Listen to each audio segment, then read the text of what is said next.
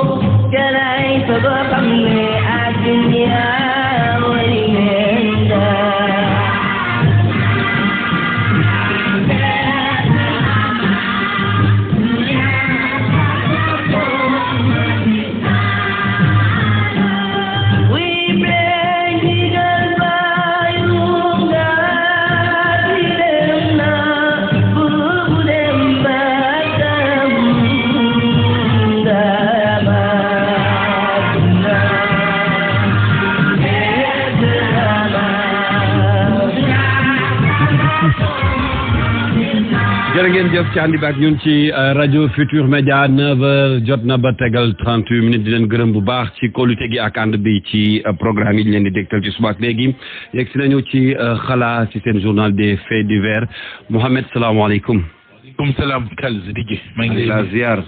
maa ngi la koy delloo bu baax a baax. namoon la lool. gëj naa laa gis. maa ngi nii rek. waa yaa ngi ci jàmm. maa ngi lay seen. maa ngi lay seen di la dégg. seen di la bëgg. bàyyi ci Riel Wan jeeg. waaw bon weekend jeeg. waaw. yeneen yi ngay def te yegg siwul fii. waaw loolu sama am na.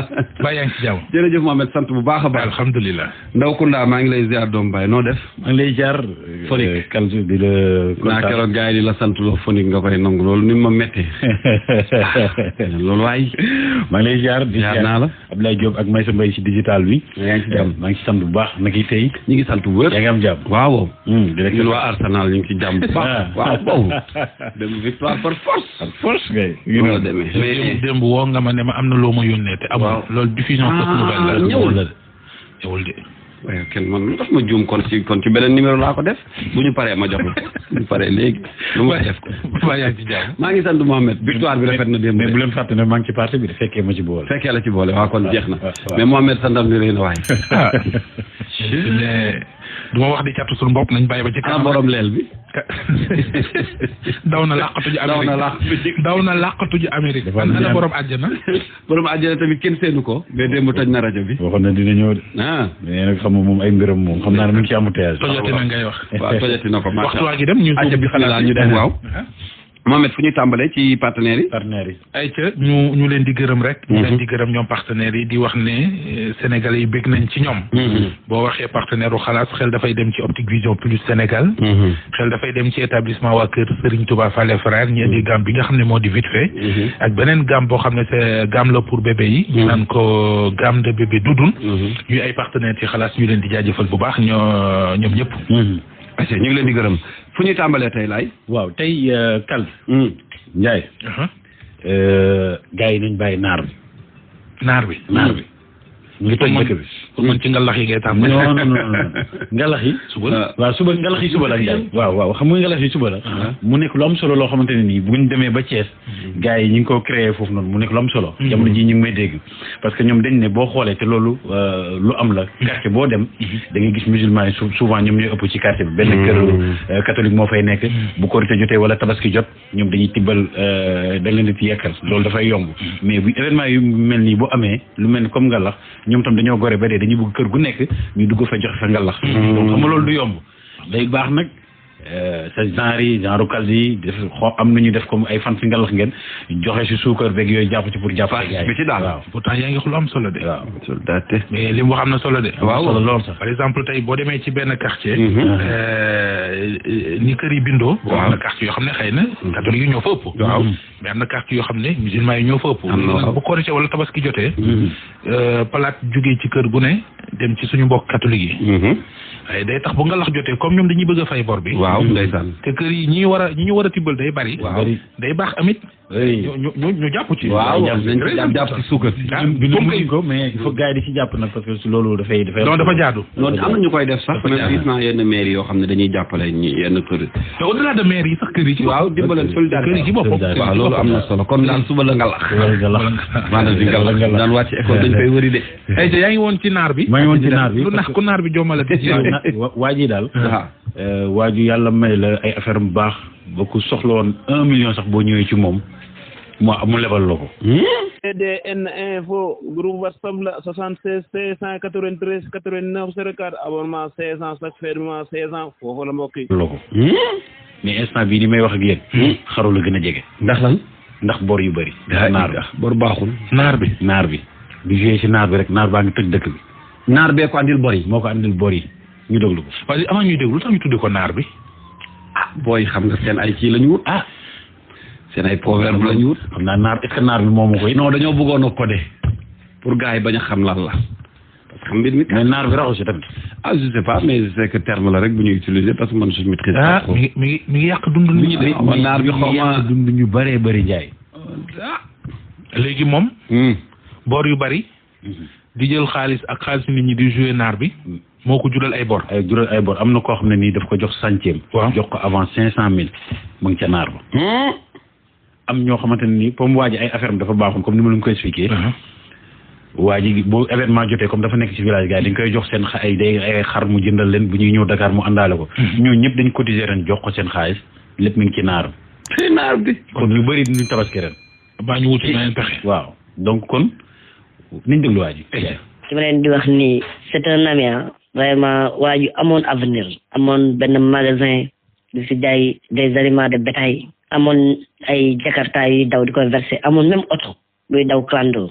c'est un maçon boo xam ne day gagner ay chantier mais il a escroqué beaucoup de personnes yoo xamante ne dañ ko doon jox xaalis tey ñu joué lépp ñu joué ko ci naar bi tey yàlla xam na ne buñ ko dimbalewul day xar yàlla xam na loolu parce que li mu dugal ci naar bi dafa bari trop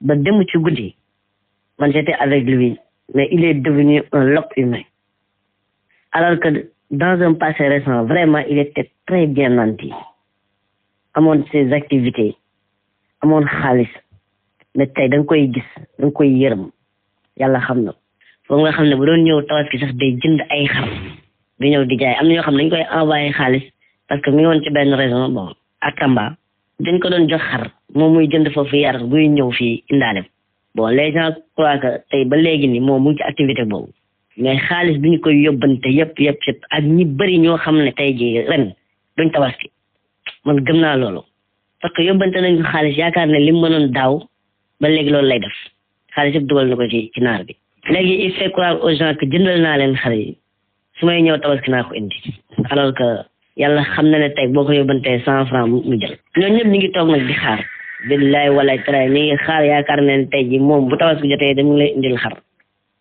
parce que des fois muy photo ay xar wala mooy vidéo ay xaru jàmbur di leen envoyé mais dama leen di wax rek ne c'est une réalité c'est que Paris naar bi yàlla xam ne mu ngi transformer des personnes à des loques humains alors que mon ami la man maa ko dund parce que démb ci guddi maa ngi woon ak moom muy fexe nu muy génnee parce que il a reçu beaucoup de plaintes muy xool nan lay génnee fii pour daw dem yoonam buñ ko dimbalewul ak day xaru ci parce que li nekk ci bopp bi non c'est des millions yoo xam ne mu ngi ci bopp bi te lépp mu ngi ci naar bi même présentement nii may wax ak yéen jox nañ ko benn chantier jox ko avant 500,000 xaalis boobu mu ngi ci naar bi yàlla xam na ne bi muy dem démb 5,000 francs la doon wut pour génn dem parce que bu fi toogee dañ koy këyit nit koo xamante ne da nga doon soxla 1 million dem ci moom mu lebal.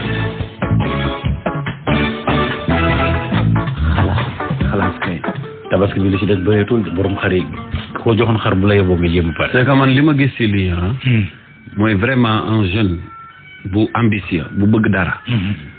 waroo caaxaan ba dugg ci lii parce que li ci garaaw mais moom lii pour man li koy andi tamit dafa am benn aspect bu am solo bu may wax sànq. mooy moo tax gis nga ñàkk métier baaxul. waaw ñàkk métier ndaw. maanaam amoo benn liggéey doo technicien doo journaliste doo maçon doo tôlier amoo métier foo jàpp ni fii moo fa defee lii am fa dara rek dem ci jéem a dugg. dëgg la moo tax man dama jàpp ni ndaw dafa war a am métier. waaw au-delà dañ am métier bi sax. jeune warut a am jot. c'est un. te na góorgóorlu ba jotam mu koy def ci lu koy jariñ. jeune ndaw. warul am jot. te jotam na koy def ci lu koy jariñ. lu utile. gis nga keroog docteur Massamba Gueye dama ko dégg mu wax ju am solo. nee na am doole baax na waaye doole ju ñu yar moo gën. dëgg la de. mu ne exemple bi may joxe mooy. bu làmb amee. waaw. ñaari mbër yi nekk ci arène bi. boroomi doole lañu. ñu fay leen xaalis bu dul jeex. ñu dajale ay nit ñëw bëri kii daan kii daanu daan ñu gàddu seen doole ak seen alal dem ñooñ dañoo am doole ba pare yar ko. yar ko dëgg la de ndax jëriñ am doole te yaru ko mooy ki taxaw ci buntu arène bi di xaar gaa ñi génn mu agressé leen. dëgg la. kooku am doole te yarul doole. mooy li ma la wax jeune warul am jot. ñu góorgóorlu ba li ñuy yëngu.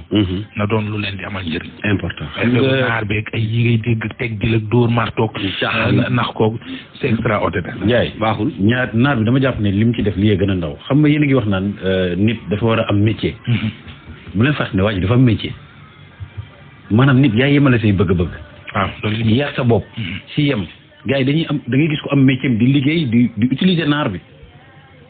maanaam nit ki da ngay doy la daal lu garaaw la parce que waa ji am na métier imagine ki ko jox 500,000 pour chantier. ak xari jàmbur yi mu jël ça veut dire que ne moom c'est une sorte de drogue quoi c'est-à-dire que affaire bi da lay dugg boo xam ne élèves yi ñuy jox ba ci élèves yi am na ñuy jox seen paiement ñu koy jaay tàmm lu bon ay am na waajur yu bëri yoo xam ne ñu ngi sonn seen doom yi ndax naar bi léegi nag am na ñu xawma nag lan moo ci solution bi benn la waaw naar bi du lu ñuy judduwaale. waaw judduwaale ñu ko moom. dañ koy def ci téléphone. wutal téléphone bu dul jël application. téléphone simple waaw. boo ko yoree 6 mois 1 an di nga tàggoog moom. ah bu dee bëgg nañoo tàggoog déet moom kay nag dimbale leen ma. te Sénégal fi do ko wax mu ne bu deful li damay xaru nañ xaru set. wax nga dëgg naar bi du rek ñi amul liggéey ak métier am technicien yi sax da nga leen di gis ci naar. animateur yi wuyu ma. waaw fu ñu jëm feneen. Ndiaye. kii béninoise bi. ñëw Sénégal fii di daan dooleem. jóge ca Bénin. waaw ñëw fii Sénégal. wax nga dëkk bu neex. waaw Bénin foo min baadu. min Ndiaye. waaw ndaw si ba mu ñëwee fii xamanteeg waa ji. di gën ak moom. ñu nekk ci ay problème jàppal bàyyil ba yàlla def waa ji ëmbal ndaw si. waa ji mu doon génne Sénégal doon génne fii Sénégal. ab Sénégalais la. ëmbal ndaw si. ndaw si ba mu constaté ne dafa ëmb ne ko nañ def test bi waa ji ne ko non jarul ñuy def test bi parce que ëmboo. parce que période bi ñu seq ak yooyu noonu yëpp mënoo cee ëmb wax jàppal bàyyil affaire góor rek nekk di wax théorie waaw femme bi ne ko nag nañ dem def test bi booy benn nee na affaire góor gu bon wi waaw léegi bañ defee jaay te xel ba mu defee test bi mu jox ko mu dem def test bi mu positif ba mu positifee femme bi ne ko nag moom mënul téye doom bi parce que tout simplement xam na ni kii du ko takk parce que am na jabar mu ngi ko bàyyi dëkk ba ak ay doom moom waa ji ñëw fii di fo pomé andi lii voilà léegi nag ndaw si ne nag moom dafa bëgg a dindi ëmb bi waaye duñu ànd ci li garaaw mooy femme bi dafa am nu mu ko bëgg a dindee waa ji am neneen nu mu ko bëgg a dindee ku nekk sa technique pour dindi kii voie médecine la bëgg a jaar kii bu ko jox ay garab ak xonjom pour mu naan ku ko bëgg a jox xonjom mooy waa ji parce que nee na moom marabu la yàgg na ko defal ay nit dégg loolu ba pare na ko et puis man sax mënuma la ëmbal parce que damaa jabet loolu la ko toog kañ nga mos a dégg loolu ci àddina léegi waaw kan mooy expliquer histoire bi ndaw si dégg na wolof dégg na donc français lay wax nag ñu firi ko ñu déglu. Je sors avec un homme qui est marié, dont la femme n'est pas à Dakar, la femme est à Ziguinchor. Quand j'étais venue au Sénégal, je l'ai croisé et puis on a commencé par sortir. Il vient chez moi et je vais chez lui. Et on n'a pas prévu de se marier parce que je venais ici pour me chercher, mais il était mon copain. À un moment donné, on a eu un petit problème et puis je suis restée dans mon coin parce que le problème qu'on avait eu, il voulait me taper dans sa chambre. Un de ses amis a intervenu et il m'a dit de sortir de sa chambre. Depuis lors, j'ai quitté sa chambre.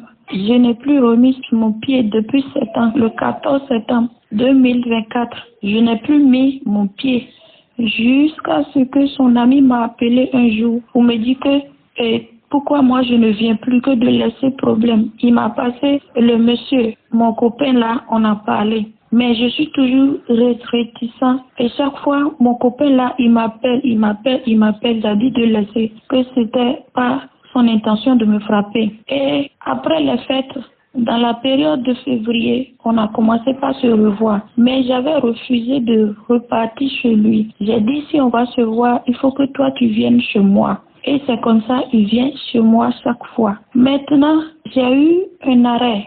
Je devais avoir mes règles depuis le 6 mars, mais je n'ai pas eu mes règles. Je lui ai parlé. Il a dit de payer le persil et puis boire. Je lui ai dit, est-ce que ça va pas créer quelque chose? Il m'a dit non. J'ai payé le persil, commencé par boire. Mais ça dérangeait mon travail parce que je vais trop aux toilettes. Donc je lui ai dit non, que je ne peux pas continuer avec le persil. Il a dit que d'abord que lui l'a consulté parce que c'est un marabout. Et puis il a dit que lui l'a consulté et que moi je ne suis pas enceinte, que c'est un retard, que ça va revenir. Je lui ai dit non, ça a trop duré. Bientôt 1 mois que ça a trop duré. Moi je n'ai jamais eu de retard comme ça. Il me dit d'abord que lui, il est diabétique, il ne peut pas m'enceinte.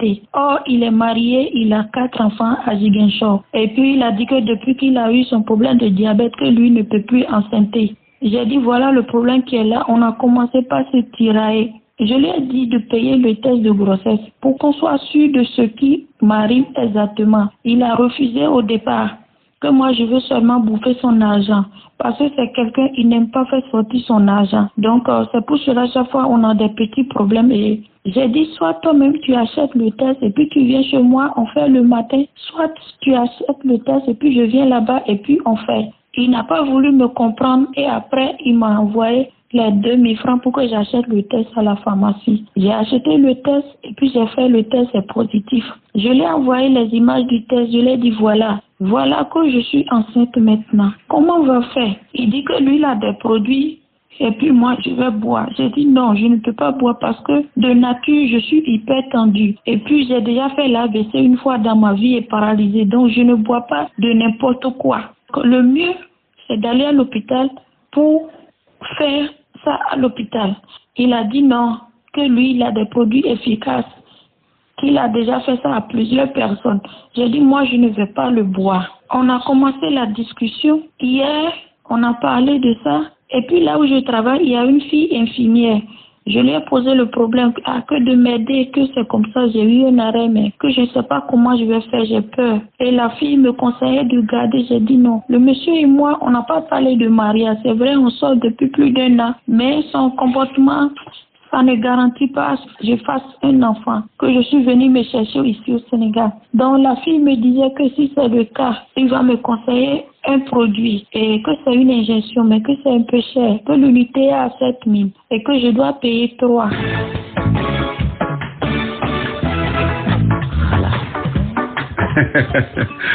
mais man dama cee gis lenn daal mooy tumuranke ak jaaxle xam nga Mohamed xam na xëy na li may wax ak yow sax gis nga tukki maanaam génn sa réew nekk ci beneen dëkk dafa metti de moo xam Afrique wala feneen surtout nag boo fa amee ay tolof te dëkkoo ci dëkk mais dafa mel ni wax ji daanuwul de parce que nee na mi ngi ci biir ko xarit bi conseiller mu dem jëndi ay injection ak ki mu war a def foofu la yemoon te dama bëgg xam ne ci topp nag ñu dem Si je paye 3, il y a un autre médicament qui est moins de 5 000 francs, je vais payer. Si je paye les 2 et puis je fais les injections pendant 3 jours et puis je commence par boire le médicament, que ça va partir. Comme ce n'est pas déjà trop tard, j'ai dit d'accord. J'ai fait audio à Hassan pour lui expliquer, voilà la situation. Et il y a une fille qui m'a dit ci, il m'a dit ça. Et il me dit, il n'a plus répondu à mon audio, il a écouté, il a ignoré. J'ai commencé par l'appeler, il ne décrochait plus mes appels. Jusqu'à quand j'ai fini mon travail, je suis allée le voir. Quand je suis allée le voir, j'ai dit à toi, aujourd'hui maintenant tu ne peux plus prendre mon appel ou bien. Il a dit que depuis le matin, lui il était occupé. J'ai dit d'accord, je suis venue pour qu'on puisse trouver une solution à ce problème parce que ça me tourmente. Donc, il est parti payer le dîner. On est en train de manger, on a commencé par causer. Il m'a encore proposé des produits pour boire. J'ai dit non, je ne veux pas boire les produits. Il me dit de boire, j'ai dit je ne veux pas. Soit on va à l'hôpital, il dit d'abord que je ne suis pas fidèle, que ce n'est pas lui qui m'a enceinté. Que les périodes qu'on a repris, ça doit faire combien de semaines, que ça va faire telle semaine. J'ai dit si c'est le cas, on n'a qu'à partir à l'hôpital pour faire l'échographie. La période où tu es revenu chez moi, on va tout calculer, tout est clair dans l'échographie. On s'était entendu sur ça parce qu'il sonnait déjà tard. Donc, je me suis couchée sur le matelas. Il a pris une tasse, il a encore mélangé les produits dedans. Il me dit, lève-toi pour prendre le produit. Lève-toi pour prendre le produit. J'ai dit non, je t'ai déjà dit que je ne veux pas prendre le produit. Il est fâché. Moi, j'appuyais mon portable. J'étais couchée sur mon ventre en train d'appuyer mon portable. Je ne savais même pas qu'il voulait me tabasser. Il a pris un gros bâton. Il a commencé par me tabasser. Il m'a tapé la tête, il m'a tapé les oreilles, il m'a tapé le dos. Toutes mes oreilles ont commencé par couler le sang. J'ai commencé par crier au secours. Tous les gens de la maison sont sortis pour l'arrêter. J'ai mal à la tête et puis le sang sort de mes oreilles. Tout mon dos est blessé. Je ne sais pas comment je vais faire. Et j'étais là, les gens ont dit de sortir de la chambre. Il a dit qu'il va me tuer, que lui peut me tuer pour aller en prison, qu'il est capable, que je ne le connais pas, que moi je vais bouffer son argent. C'est pour cela que j'ai créé cette histoire, que lui ne va rien me donner. Même si moi je vais porter plainte que lui il est dans son pays et puis il est chez lui. Quand moi je suis venue, il n'est pas venu chez moi là-bas, qu'il est dans son pays, que je vais voir que quel que soit ce que je vais faire, que ça ne va jamais aboutir. J'ai commencé par pleurer. Les gens m'ont calmé. Et puis après, quelqu'un m'a remis 10 000 francs. Ils m'ont cherché de taxi. Je suis partie à l'hôpital de Kermassa. Là-bas, ils m'ont fait le soin. Et puis, ils m'ont prescrit des médicaments. Et puis, ils ont demandé, comme l'oreille coulait du sang, ils ont prescrit un scanner. Ils m'ont dit de faire le scanner pour voir si je n'ai pas une choc à l'estène. Donc, c'est comme ça. J'ai pris le certificat médical aussi. Ce matin, je suis allée me présenter au commissariat pour porter plainte contre lui. Donc, j'ai pris le papier de la plainte. Demain, on m'a dit de venir pour la convocation, je pense. Il y a son ami qui m'avait dit de revenir chez lui hier parce que son ami qui nous a mis ensemble. Donc, je suis repartie là-bas le matin. Son ami l'a appelé.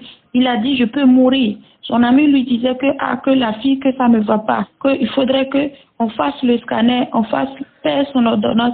Tu as cassé son portable ne marche plus. Il faut qu'on règle le problème à l'amiable. Il dit que non, que moi je peux amener le problème n'importe où. Que lui, c'est là où moi je vais comprendre que moi je suis un étranger ici. Donc c'est comme ça. Le problème est, je veux que vous m'aidez. Je veux la justice, s'il vous plaît, aidez-moi, je vous en prie. Je n'ai personne, je n'ai pas un parent direct ici au Sénégal, je vous en supplie. Aidez-moi, il me menace encore de ne plus jamais prononcer son nom quelque part, de ne plus jamais mettre pied chez lui, qu'il a déjà fini avec.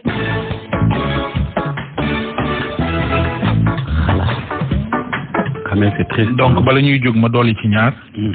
mooy waa ji muy accusé. bon xëy na dañu dagg tur bi. sant bi. woo nañ ko. nee na su amee jot dina fi ñëw. waaw. weddi na waaye wala dafa dëggal. bon joxe na version rek mais nee naa ko. li gën mooy. mu ñëw ñu teg ko nu ñu mën a def ba enregistré mu ne moom dafa jàpp su amee jot dina fi ñëw. benn deuxièmement mooy. plainte bi mu déposé. tey ji la war a xëy dem police. ndaw si waaw donc mooy loolu. ñetteel bi mooy. moom waa ji na teel lijjantikaay bi parce que. mën na gën a jéggi dayoo. ñii dee su leen tooñ de. waaw déjà doomu aadama duñ ko tooñ. waaw rawatina jigéen surtout ñi nga xam ne. dañuy dem seenum réew def la li lay def bokkuñu ay réalité. topp la ba fay. dafay dim ko di ba ni mu def ndaw si nii ndaw si dafa. moo ko dóor nii gis nga ko nii. moo ko dóor nii. ah loolu kenn du ko def jigéen waaye. moo ko def nii. oh là là ça c'est difficile merci. Optique Vision Plus Sénégal mi ci lunette yu baax yi te garantie. établissement waa kër Serigne Touba Fall et frère borom gamme vite fait bi lëmbe réew mi ñoo leen doon may seen émission xalaas.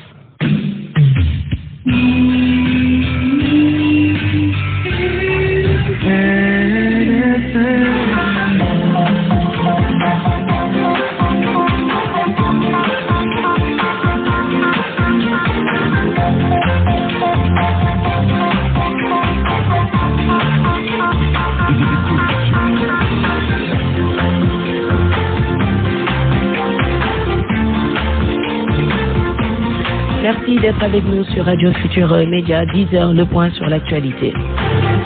Bonjour à tous. D'abord, cet accident de la circulation survenu cette nuit au village de Tiara, dans la commune de Bala. C'est dans le département de Goudiri. Abdoulaye Diallo, âgé de 18 ans, conducteur de tricycle, a perdu la vie. Il transportait des marchandises et il a vu son engin se renverser avec lui. Il n'a pas survécu donc au surpoids et au choc.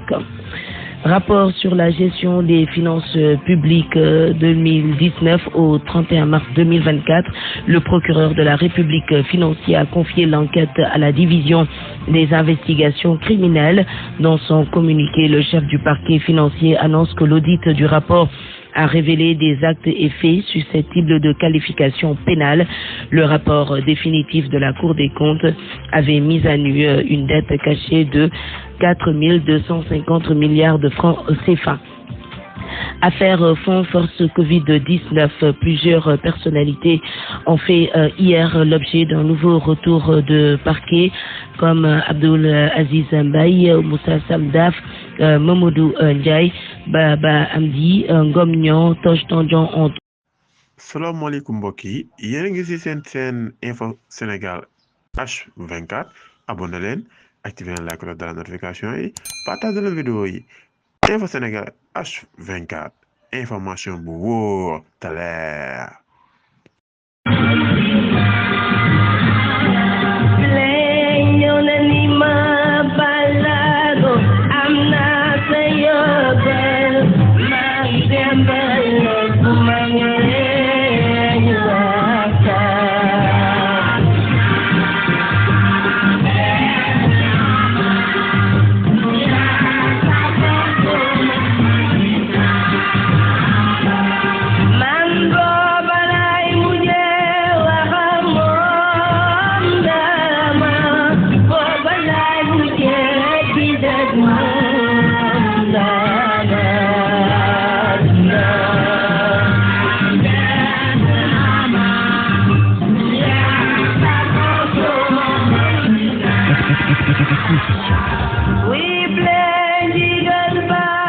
ñoo ngi nuyoo mbokk yi ñoo ngi leen di sant bu baax ñoo ngi amaat mbégte àndaat ak yéen suñu émission bii di xalaas émission fait divers fii ci rajo Futur Média jaajëfal Malal Diagne Junior Diagne maa ngi leen nuyu. maa ngi lay fay Mouhamed Ndiaye. waaw jërëjëf ma ànd ci également ak Lay Phonique. maa ngi lay jaar l'homme de xalaas borom 150 Lay nuyu naa la. maa ngi lay jaar bu baax Ndiaye di kontaan dalal la di la ñaanal tam victoire tey. ah d'accord. ba gars yi remonté la.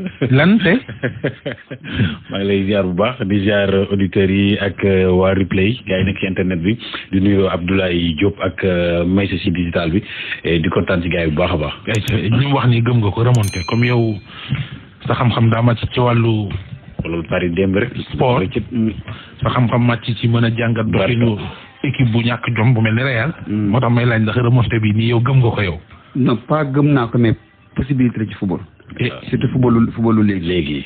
footballu léegi boo xoolee tey ku waxoon ni Dortmund dina door Barça démb. waaw kenn du ci pari yi. ku waxoon ni Aston Villa dina xooñooñol Paris Saint-Germain ba à un point d'égaliser dem prolongation kenn du ko gëm donc footballu léegi nii il faut jamais jurer de rien.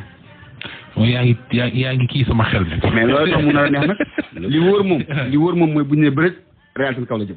li nga defoon démb ci Aston Villa Paris bi. waaw da nga koy defaat tey. naa ko def ci Arsenal bi ak Pape Malick. démb am na ku nu war a may benn maillot. waaw. gañe na ko. Pape Malick waxoon na turam. dinaa ko woo ñu wax ko mu ñëw. si tuta bi si 18h35. mu ñëw fii nu jox ko. am na yeneen ñaari maillot Sénégal bu weex ak bu verte. bu ñu war a maye dinaa woo aussi Ndiaye ak sama beneen xarit ci ko laaj ndax am na nu maillot Arsenal. ak maillot Real. ñu wax gars yi ñu bokkee ci live bi.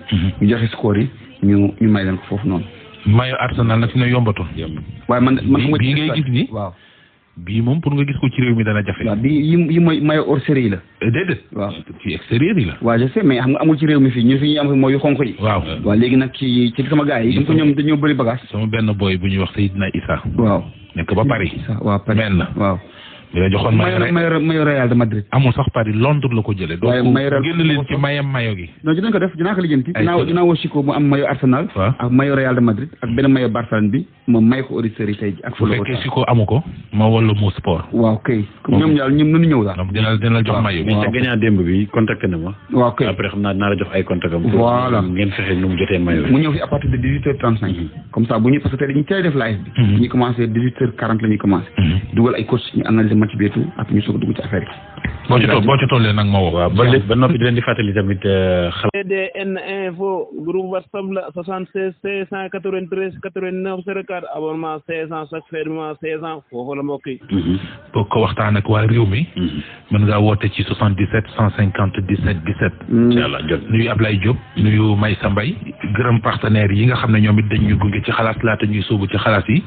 muy waa Optique Vision Plus Sénégal dama leen di wax ne 29 avril ak 30 avril ñoo ngi leen di xaar ci seen boutique bi nekk fii ci Médina rue 33 angle Blaise Diagne ngir ay journée consultation dépistage gratuit de la vue noonu lañ ko tuddee di leen xaar diggante 9h ba 17h bu ngeen fa demee ñu xoolal leen seen gis-gis du ngeen fay dara. ñoom waa Optique Vision Plus Sénégal gërëm également ñu indil gamme bu am solo bi nga xamante ne ji moo di vite fait waa établissement waa kër Serigne Touba Fallé frère la beneen gamme it bu am solo lool ci réew mi rawatina ci ñi nga xam ne dañu yor ay bébé mooy gamme Doudoune. danaa la ko jox. xam nga ñoom nag seen i produits li mu law ci réew mi moo tax. mais naa jox numéro téléphone ñu ko yor fii. jeex na. affaire la de. affaire la de. Laye. Ndiaye. bala ñuy ñëw ci kaw dimb bi ñu doon waxtaanee. mooy ki doon wax naan dafa amoon ak doom benn xale bu jigéen. voilà très bien. comme xalaas yi dañoo bari te takkarnaase te waxtu yi fii la toll.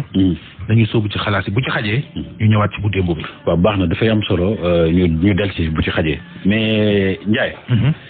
femme bi dafa amoon jëkkër di sëy yàlla def mu tàggoog borom këram. ba ñu tàggoo. gannaaw bi ñu continuer di gisante waat. date FIFA. waaw. génn compétition officielle dem date FIFA. dem date FIFA. ba ëmb fekk ko ci. mu am kersa lool te fekk na mu am ay doom yu mag yoo xam ne jotoon na ko am ak waa ji. mu ragal jaaxle doom yi di gis ne seen yaay dafa ñàkk fayda. mu yóbbee ko ci avortement. mu yàq ëmb ba. mu yàq ëmb ba. dugg ci kaso dem camp pénal. laa ilaaha illallaah. déet lay taxawal. non man fi mu ne booy wax da ngay wax ba xam ndax man Declan Rice rek laay gis jamono ji mais li ma comprendre mooy. benn femme bu doon sëy. am ci sëy bi ay doom. yàlla def mu tàggoo ak ki mu doon sëyal. mais bi ñu tàggoo dañ doon continuer di gisante ñoom ñaar. ba waa ji ëmbal mari ngaañi sa baat bi wax ko rek ba waa ji ëmbalaat ko. léegi nag mu am kersay di garder ëmb bi. ñu koy xoolu bëtu. dafa am voilà ak mooy kat nga. waaw bu dem avorté ko. mu avorté clandestinement. comme yëf yi feeñ. ñu jàpp ko ci. kaso tëj ko kaso. waaw mu yàgg fa lool sax. moom la mu doon bañ am na di. gàcce gu gàtt gi kay gudd geeg moo ko gën fi mu toll nii. parce que biir wasin moo ëpp jàmm. déet moom kay. tey na war. mais lu doy waar tam am na ci de. ba loolu jeexee. mu génn dañ ko mujj mayaat waaj. encore ku mu doon sëyal mais après loolu nag ba léegi ci ay jafe-jafe rek la nekk ni nga ko déglu. avortement nag moom ma dugaloon camp pénal depuis 2015 ba 2019 ma doog a génn mais bi ma génnee ba tey sama kër jafe-jafe amatuma jàmm même bi ma génnee ki taxoon tamit ma dugg foofu damaa toppaat di daw sama ginnaaw parce que dama doon sëy ak moom tàggoo am naa ak moom 3 bant yu góor léegi bi ma amee problème ba génn noonu moom tamit mu ne bëggaat na ma waaw ma ne ko ma yow de comme te yàgg nañ te may ëmbee pour ma ëmb téye ëmb bi rusoon naa téye ëmb bi jàkkaarloo samay doom comme te dañoo tàggoo àndaat man ak yow ba problème yooyu dal ma rusoon naa téye ëmb bi di jàkkaarloo samay doom parce que am naa doom bu am 22 ans am naa ko am 16 ans am naa ko am 14 ans donc ñooñu duñu ay xale ay mag lañ bëgguma woon ñu naan ay sama yaay amul fula wala nangam di ko jàpp ci seen xel wala di ma jàppal en maa ngi doon liggéey bu baax léegi daal moom man nag jafe-jafe yooyu yëpp bi mu passé ba ni ma génnee ku ma xool di ma xoolee ba du prison nga jóge suñu kër ku ma xool di ma xas ndax instant bi maa ngi souffrir maa ngi dund lu metti sama kër sama papa bëgg na ma dimbali mag la amul doole li mu yor mu ngi koy jëndee ay karabam sama mag bu ma bokkal ndey ak baay man moom laa nekkal ci benn néeg moo may defal di defal samay doom bi ma génnee noonu sama borom kër dañ ma delloo moom mais li yàlla xam doy na jëndalu ma yëre jëndalu ma daal la du njëkkam du añam du reeram ci samay doom sama taaw bu góor bi nag man moom laa yaakaar te bëgguma ko teg tamit yenn charge yi te amagul moyen boobu damay bañ tamit mu def la ne ndax dëkk bi tamit neexul nga toppa sa doom 22 ans la am amagul moyen boobu yaa ngi ko naan diw lii laa bëgg waaw moom bu amul yërëm la mën naa def loo xam ne tamit du la neex donc man tamit bëgg naa ku ma dimbali jàppale ma te yàlla tax sama mag bu jigéen bi ma nekkal 2 fan 3 fan mu xuloox man te bu xuloox man moom moo may jox añ ndekki tamit noonu reer man maay débrouiller jox samay doom moom su xuloox man damay koñe dina jël ceeb bi denc ko ci armoire jël gaz bi dugal ko ci armoire jël diwlin ji dugal ko ci armoire mën naa tudd ak moom ci benn lal ñoo bokk nay bàyyi duma faale bés bu ñu jotee lépp lu mu jot doon ma defal yëpp lay arrêté man nag sonn naa ba ci kanamu yàlla bëggoon naa am ku ma dimbali ak ku ma jàppal te yàlla tax sonn naa ba ci kanamu yàlla depuis bu ma jugee prison ba tey xawma ku ma jàppale liggéeyuma lu ma am damaa ñaan woote téléphone ku ma mën a dimbali mu may ma ko sama papa jille tamit lu mu am dina ma dimbal dina ma may mais mëna lu ma yëpp sama borom kër ba korite bii passé mënu ma fàttaliku lu mu defal samay doom 5000 la ma jox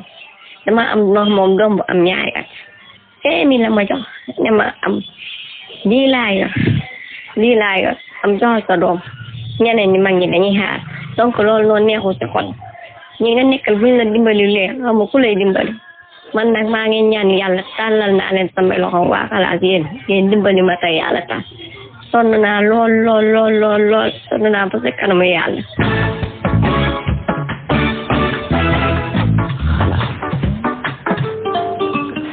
ah Ndiaye. femme bi ku jar a jàppale la ku jar a taxawu la it. parce que même bu dul dara di nga jàngee yu bëri ci moom. ci li mu wax stigmatisation am na ci. du fekk mu jaar kasu génn. def na fa 4 ans daanaka. ba noppi tamit. tëj na si kaso bi 4 ans. pour avortement. Oh. parce que 2015 la Ndiaye foog naa ba 2019. clandestin la. waaw. waaw xooloo la xool. gis nga lay man li femme bi wax dama cee jànge àdduna. maanaam bi ci njëkk mooy. góor ñi yërëm leen jigéen ñi. dëgg la moo ci njëkk. c'est important. góor ñi yërëm leen jigéen ñi yërëm leen jigéen ñi. di leen raay di leen fóon. ndax di leen wax ju neex. di leen jox xaalis. ak or. wax ji mu leer. di leen jege te di leen xelal. di leen ay bisou. parce que li waral yërmande gi. waaw est-ce que yaa ngi bisou sa matin sa femme yow bu xëyee matin balaa nga di ko bisou moom ma chérie à tout à l'heure tam xas. moo may tax a tardé. waaw c'est bien loolu. c'est une bonne cause. loolu bu ñëwee en retard rek si loolu. c'est une bonne cause Mamadou c'est bien. yaa ngi dégg. waaw boo déggee yërmande ji mooy. su ko yërëmoon. waaw. ëpp ko xel. du egg ci mu koy ëmbal hors mariage. c'est un. bu ko yërëmoon ëpp ko xel lu femme bi di daw gàcce ginnaaw bi ko ndogal dalee du ko seetaan mu yàq ëmb bi ba li ko dal ko loolu dëggal du jaay est-ce que yëgoon na yàq avortement bi mënu ko ñàkk bañ a yëg mënu ko ñàkk bañ a yëg dama lam lii tam du justice tam mënu ko ñàkk bañ a yëg yaa ngi dégg donc moo tax ma ne góor ñi nañu yërëm jigéen ñi beneen bi ci topp mooy Diagne femme bi wax na loo xamante ne ji képp ku mës a jaar kaso moo xam lañ lay tuumal yaa ko def wala defoo ko boo génnee ba duggaat ci société bi des na la xoole bëtu xeebel des na la xoole bëtu ñoo la gën des na la xoole bëtu ancien wala ex détenu te loolu jaadu te nag gis nga sëy dafa dagan fase dafa dagan yàlla wax na ci téere bi mu ni boo fasee sa jabar nga bëggaat ko dellu ci ay kilifaam ñu takkaat sëy bi te boobu sax mooy gën a yomb parce que boobu du laaj protocole yu bëri boobu ñaari nit sax mën nañ ko li si xaar xutba ko mu sëy ba takkaat boo fasee jigéen ji nga xam ni kii mënoo ko bàyyi moom nga xam ne mënu la ba ngeen di làqatu di raas ñii rek topp poto lampe yi nañu dagantal seen diggante gannaaw ba ngay amee ñetti doom lu ca juddu ñu xam ne yàlla mooy def loolu mais fase jigéen ba noppi di ko iri di ko yóbbu ci ruq yi ak ruqaat yi loolu ñàkk mat kilifa la beneen bi sopp nag Diagne waaw li dal femme bi ku mu dal bul yegg fi femme bi yegg maanaam boo juumee ba ëmb soit assumé ko soxna say jëkkër ëmb sa jëkkër ëmbal la wala sa copain wala lu mu ci mën di doon assumé ko nit ñi nag ñoo la ci dul bàyyi waaw mais li ko dal moo gën a métti moo gën a métti dem na kaso juróomi at ñeenti at waaw lam doon nëbb feeñ na te loolu sax mooy jàmm ji xam nga mënoon na cee faatu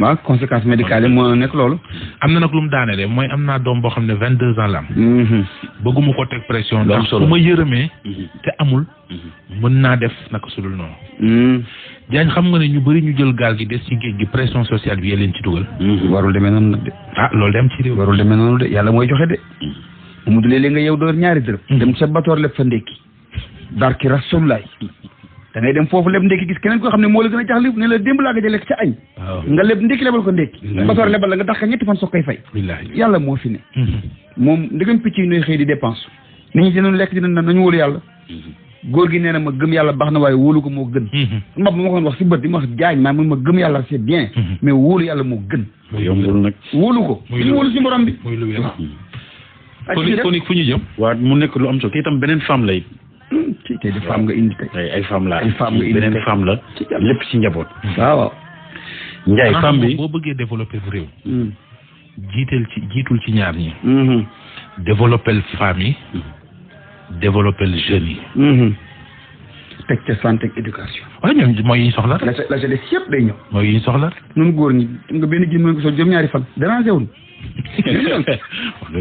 di changé ci kaw benn jiin lay sol juróom-ñaari fan di changé t-shirt bi garaawul chemise bi Lacoste bi foog muy dëgër léeg-léeg bu nekk dina ci jaar foog muy dëgër nga xool gis nga loolu après mooy tax nga nekk nit nga xam valeur li nga yor ok yàlla soo judduwee ak kuddu or sa gémmiñ doo xam valeur jama dëgg la mais boo juddoo kudduru sa gémmiñ ba màggee ba fara or da nga xam valeur bi ñi dafa war a jaay ci ay métti tuuti c'est important c'est très important waaw te gis nga sax Diagne gis nga est-ce que xam nga bëgguma tudd réew mi parce que damay ba réew ma mu xew mais damay bañ ñu xam nga rek rajo dafa garaaw xam nga am na président ma wax ko wax naa la ko après am na président boo xamante ne ji yàgg na ci réew mam nekk président jabaram muy première daamam mi ngi ki seex yoo xam ne ba léegi xamul seen papa dégg nga loolu te moom bàyyi ba moom uuf gën a waaw yàlla lay dafa loolu maanaam femme bi waaw ci réew ma la dëkk waaw papaam di tubaab bu doon liggéey si ñëw tooñ yaayam génn dellu fa mu dëkk yaay ji ànd ak femme bi ñuy jóge ko daanu femme bi jóge ko daanu ba yori seex te kooku tey première dame la ci réew mi ma lay wax ba président gis ko moog ay seexam yi amul seen i bàyyi ni ko coppe di bu ca pale ba ñu amaat yeneen doom waaw ça veut dire que loolu mooy àdduna da ngay assumer li la dal. moom nee na c'est un démolisseur avant d'être un bâtisseur. day yàq ba noppi soo ko defar. wax loolu ci kaw paa bi le grand bar bi. mais Ndiaye damay rebondir ci li ngeen wax noonu. xam nga am na ku fi jàll ba le passé te ëmbaloon jabaru jàmbur. waaw yéen a ngi fàttaliku waa jooju. waa jooju nag borom këram da ko récupéré waat. ne ko nag du ma toppatoo xale bi te xale bi 2 mois rek la am. na ko jox baay bi am na ay bàjjen nag am na yëpp na ko jox du baay bi. moom nag nee na léegi naka lay def nag pour toppatoo doomam jooju comme que sëñ bi récupéré na jabaram. na jël doomam te moo toppatoo ëmb bi. 2 mois bu ñu la ko joxee foo jëm def ak moom. xale 2 mois bu ñu la ko joxee moom ki góor ki dem biiral jabaru jàmbur. waaw am nay mag yu jigéen. am nay rakk yu jigéen. am na doomi bàjjen am na doomi tànt. te yaay ji dund def na benn délit. mooy dem biiral jabaru jàmbur mooy benn délit bi. bi nga tàngaatul encore nga tooñ jabaru jàmbur ba noppi ka nga tooñ bu teelee sa doom mun na ko def su fekkee ni ku baax la. non mais gannaaw nee na mënu ko na am ngoru jël doomam parce que su jël doomam day abandonné doomam tooñ jabaru jàmbur noppi abandonné doomam. waaw léegi nag man femme bi laay waxal na teg yi exigence. waaw jëkkër ji ko jëlaat. na ko booleeg doom ji téye. te muy dëgg. baa mu boole ko doom ji bàyyi. yaay ji bu fekkoonte ne yaay ji dafa faatu. waaw ñu mën a wax waa ji jëlal sa doom dénk ko say sœur. mais yaayam a ngi dund. waaw xale 2 weer. waaw yi mu soxla. waaw sœur du ko ci def. waaw grande sœur du ko ci def. waaw umpaañ du ko ci def. bàyyi du ko ci def. Mamadou. waaw ñii judd seen yaay génn àdduna lu ñuy def. waaw ñun yàlla leen di yor d'abord. kii tam yàlla dafa am lu muy taxaw bu booba. juddu bii mu judd nii. yàlla moo ko programme. waaw d'accord na ko jël jox ay mbokkam. bu dee ay mbokkam nit lañu. nu téye ñu doom bi nu jur parce que ay mbokkam ñàkkul ni kenn ci mës naa am doom. donc xam nañu koy téye mais nooy téye doomi jàmbur te yaayam di dund. te sama mu sa dere. mais yaayam kay gën ko gën a doon dere. dafa nekk ci sëy situation yi mu juddoo. mais Ndiaye wax na wax ji de. waaw femme bi bu ko nangoo. sa doom bi nga jur. nga bëgg yow ñu fat la bàyyi sa doom mu dem noonu de 2 mois. Maroc mu ne moom day jël doomam may ko parce que mënu ko yor. waaw kooku mais xam nga contexte yi bokkul mais kii yaayam a ngi dund. ma nii na ko góor ki jël doomam téye ko kii dem sëyam parce que tooñ na jëkkëram benn yoon jëkkëram muñul ko baal ko jamonoy xel addunay bët. waa ji nag dafa góor ki jël doomam téye ko. waa ji tukkikat yi la ba mu ko takkee ba léegi ñëwul def na ay at diir si at bi. waaye mu ngi ci ba léegi ñëwul. waaye ci biir gis nga au-delà de ça. waaw loolu góor du ko baal jigéen. même su ko baalee ñu boolewaat ñu àndaat sëy bi. waaw après ci tasaan na lay mujj. waaw loolu moom xale bu jigéen bi dem jëli doomam. waaw yar ko ba mu màgg dénk boppam yàlla. ñu dem ci beneen élément. waaw gis nga bàyyi ñu ñun tamit li mooy xalaas. fii la nekk waa Ndiaye. xam nga gëj naa énervé fii. Ndiaye da nga am mat. dara doo xoolal yow kenn ñu ñett loolu du taw sooy bëri rek du mujj fenn. da nga am mat fay Diagne. dem femme bi dafa nekk femme boo xamante ni. yow tey doo nekk sax doomam yi nekk ay jàngkat dëgg. mu gis ne am nañ avenir. lu doom yi bëgg mu taxaw ci parce que ay résultats yu baax rek lañ koy àndil. waaw fokkal. doom ji ne ko su ma amee bac damaa bëgg nga yóbbu ma dem bitim réew jàngi fa. yaay ji ne ko ku amul looy lekk nooy xalaatee jàngi bitim réew. mu ne ko mais yàlla baax na. yaay ji bàyyi xel ci loolu parce que nee na doom yi dañu brave. jaral nañ ko lu ne. lu mu am mu jël denc moom yaay ji. xale bi bu amul cours da koy jaral sax mu dem xari mat. waaw lu mu am du ko jëndee tàngal du ko jëndee dara da koy ñëw. jox yaay ji kontaan pour tukki. borom jom la. borom jom la. mu am ku mu ko jox nag après bay daal di yëy mbuus xaalis. waa ji këpp kees bi. mu nekk lu doy waar mu bëgg waa ji nga xamante ne moom moo leen diggoon pour tukki mu am fu doy waar fu mu jaar ak ndaw si. subhanallah. deetuwaay nag doom ji daf cee jëlee traumatisme bu doy waar. naturellement. laa ilaaha illallaah. mu jaaxle lool ñu déglu femme.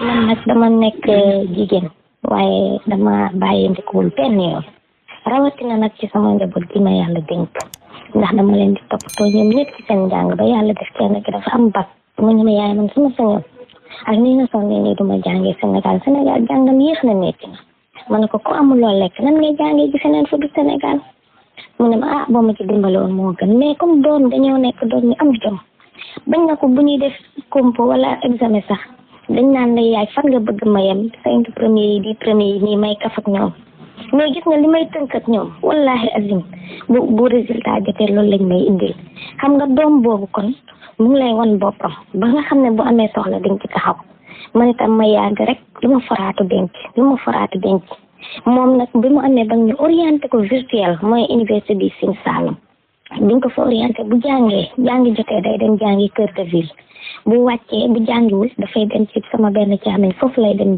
di foraatu waaye lu mu am ndox sax du ko ci jënd day daw ñëw indi denc di def noonu ba ñu boole ma ak benn boo xale bu nekkoon fii ci kër gi doon fi jàngee moom mu dem jàngi France boole ma ak benn waaye mu ne kooku moo ko defaraloon affaire garant mu boole ma ak moom kooku yàlla def mu di ma laaj di ma laaj mais nag heureusement lim ma laaj bariwul parce que ci 450,000 francs rek la toll waaye la ci métti mooy après laaj lam indi yaa ngi dégg bi mu fexee ba ma versé ko 450,000 sama xel ñëw ma arrêté mu ne ma léegi di ma wax ay waxu nax saxandam su ma ko envoyé vocal du jël du lii comme d'habitude comme ni gars yi di def rek ñu dem ba nga xam ne xale bi fi mu toll ni stress da ko jàpp wallahi asim muy affaire boo xam ne affaire bu métti boo xam ne mënuñu ko sax expliquer samay wax wala sama xel bu ci demee rek su ma tolloo foofu sama xol day takkari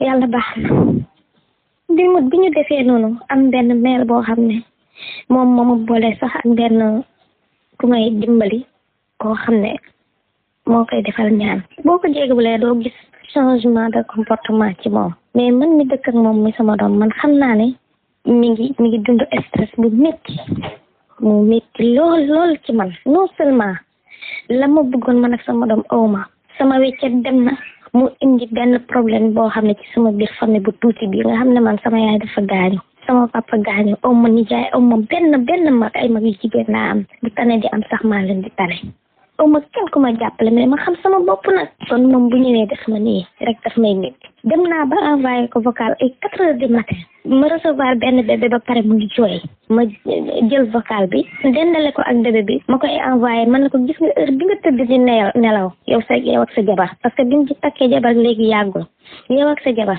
man maa ngi nii toog ci hôpital bi di sauver doo ay bakkan bébé baa ngi nii di jooy 4 heures du matin lii may liggéey nii lii ma la jox ci laa ko foraatoo di ko dajale ba bam doon dara ma jox la ko léegi nag man dama dem ba benn instant ma ne est-ce que man li ma liggéey sax lew na ndax kii nu ma mën a naxee ba yóbbu sama weccet indil ma problème sama doom may ferewaat ay xaalis di ko faj boole xol bu naqari bi ma nekkee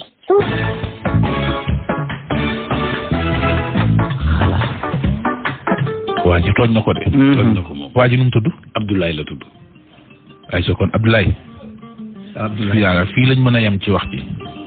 jokkool ak femme ji. delloo ko 400,000 yi nga jël. li des nag moom nga ba ko ci loxoy yàlla. laay dégg nga. Abdoulaye la tudd. ba suba ak jàmm incha allah.